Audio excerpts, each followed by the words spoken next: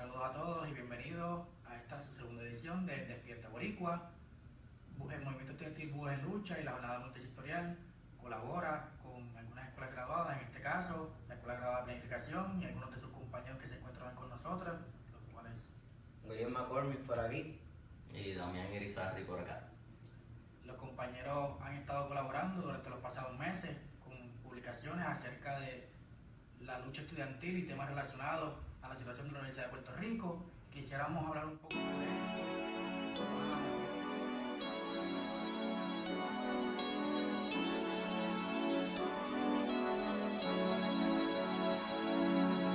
¿Quién define los parámetros de estar molesto? ¿Quién define lo que está mal y lo que es correcto? Bienvenido al mundo de la cosa y efecto. Pa'l carajo la junta y el gobernador electo. Cuando el gobierno no escucha, se torna violenta la lucha y el pueblo se pone capucha. La injusticia ya ha sido mucha. Estamos cansados y más rebeldes que un mar a salvatrucha. Cuéntame, durante los pasados meses has escrito varias columnas para diferentes periódicos. ¿Sobre qué has escrito y por qué has escrito de tal tema?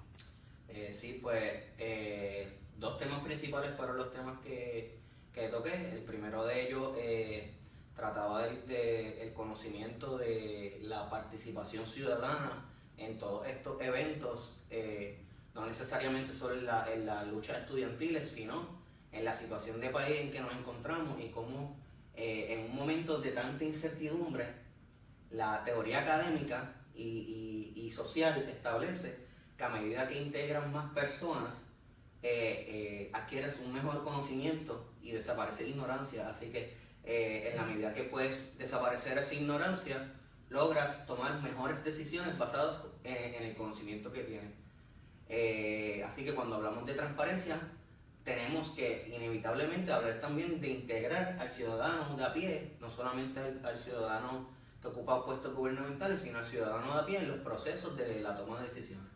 El segundo tema que estuve escribiendo, ¿verdad? Era mi preocupación sobre, no una preocupación, sino un interés en demostrar qué se estaba haciendo dentro de esos portones desde mucho antes de que los portones cerraran, pero cómo la lucha ayudó a que un proyecto como el proyecto de Huerto Semilla se presenta como una opción alternativa ante la crisis para mejorar lo que está sucediendo en el país. En ese sentido, lo que representan ellos es agricultura sostenible, agroecología y pues, un problema serio que tenemos los puertorriqueños de que no hay una agricultura sostenible y sustentable. Y en ese sentido, a mí me parece sumamente importante que no solamente se hable de grafitis, no solamente se hable de ventanas rotas, etcétera, sino de los problemas que existen realmente en el país y cómo diferentes movimientos como ese de Huerto Semilla aportan alternativas a esta crisis. En esencia traes a colación entonces el tema de la agricultura y la participación ciudadana. Básicamente es tratar esa integración entre participación ciudadana ante la incertidumbre, ante un problema social de incertidumbre que se manifiesta en todas las esferas, política, económica y social, y el tema de la comida y la falta de alimentación que tienen muchos de nuestros estudiantes, pero así como muchos de nuestros estudiantes la tienen, también la tienen muchas de nuestras comunidades en el país.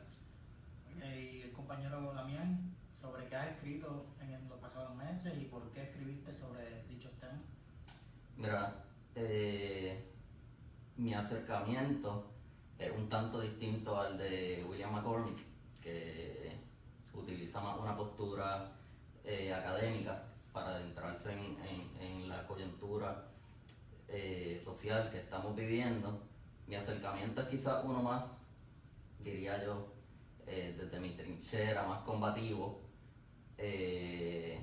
y también es uno quizás de más que intenta crear cierto tipo de rivalidad buscando respuestas a unos temas que ya se presentan de antemano. Por ejemplo, el primer artículo que yo escribo en estos momentos de paralización era una respuesta a un argumento que presentaron un grupo de bonistas al gobierno central sobre la comisión de la auditoría integral.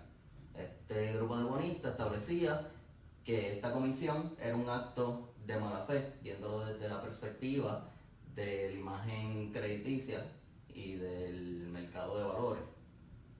Así que mi respuesta hacia ellos era de qué forma entonces esta mala fe se puede contextualizar en el sentido del bienestar general.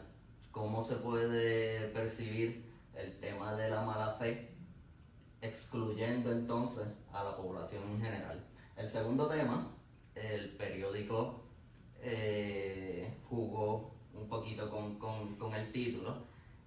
Yo le había puesto la metáfora del cierre, porque era una comparativa de la metáfora del cierre del Capitolio a las personas que iban a entrar para reclamar que se mantuviera activa la Comisión para la Auditoría Integral, frente a la otra metáfora del cierre de los portones del UPR, que como dice una consigna, se cerraban los portones para abrir puertas.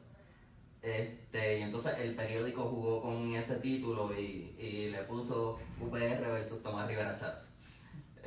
Pero nada, adquiere cierto tipo de perspectiva porque Tomás Rivera Chat era el que estaba pasando, el que estaba trabajando con el proyecto para derrogar la Comisión para la Auditoría Integral. Y bueno, en ese contexto, pues el periódico jugó un poquito con ese tema y pues le dio quizás cierto tipo de atractivo. Entonces el otro artículo que escribí era referente a... era una respuesta a un profesor, que voy a obviar el nombre, pero este profesor que sigue reproduciendo y sigue trabajando las teorías de mitad del siglo XX que confunden el tema de desarrollo con el tema de crecimiento.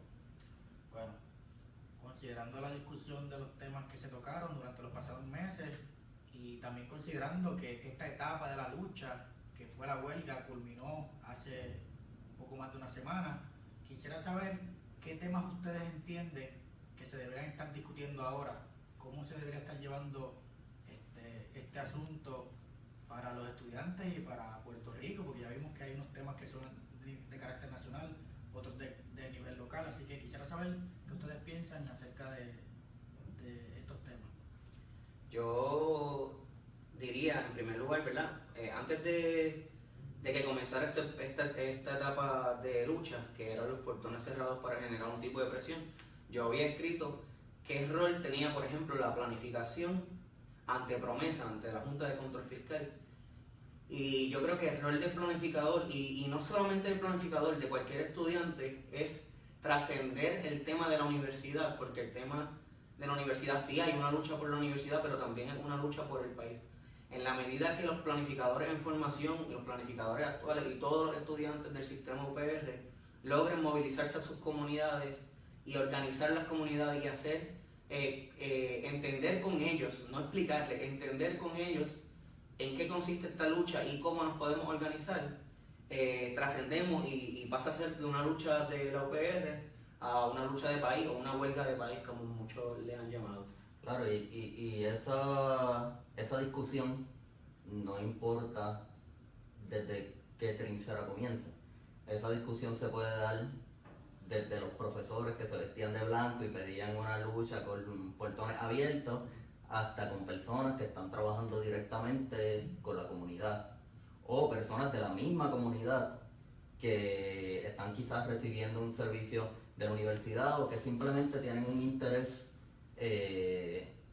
por el país, porque tienen cierto sentido de responsabilidad ciudadana.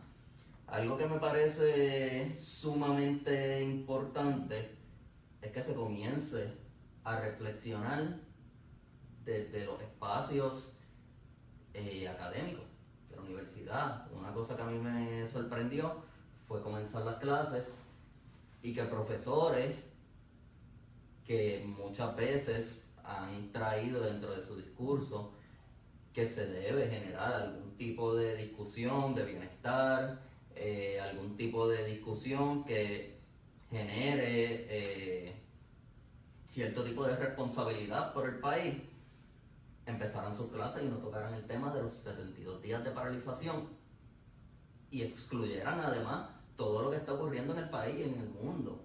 O sea, no es posible continuar con las clases como si nada estuviera pasando.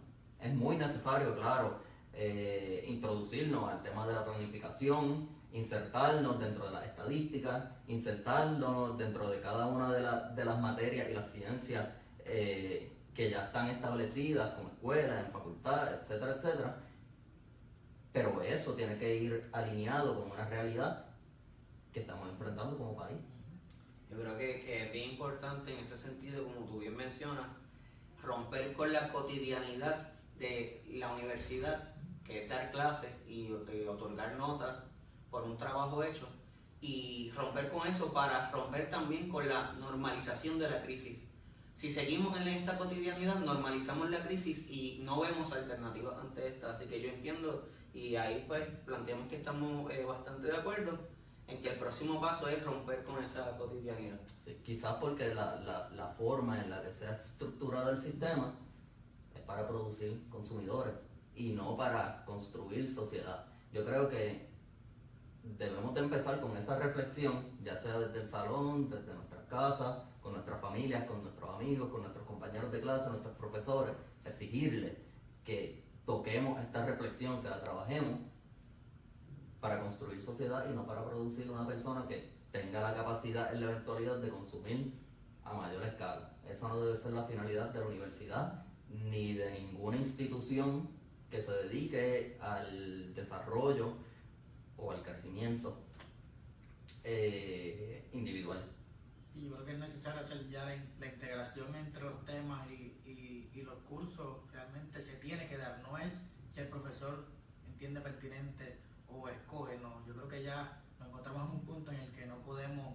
Es que nos toca, esta generación está viviendo en una coyuntura histórica donde por obligación nos vemos obligados, valga la redundancia, a tocar estos temas.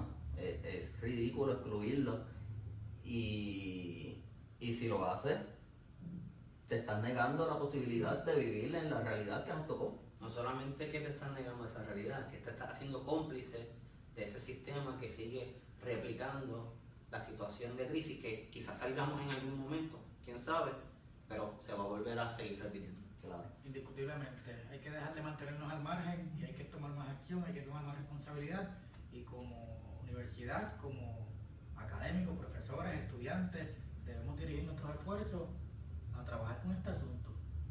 Así que le damos las gracias a los compañeros William y Damián por sus colaboraciones y por realmente motivar a todos los estudiantes a escribir. Yo he sido parte de ese grupo que me dediqué también a publicar gracias a ustedes, así que esperemos que nos puedan seguir en nuestras próximas ediciones de Despierta Boricua, así que seguimos en pie de lucha.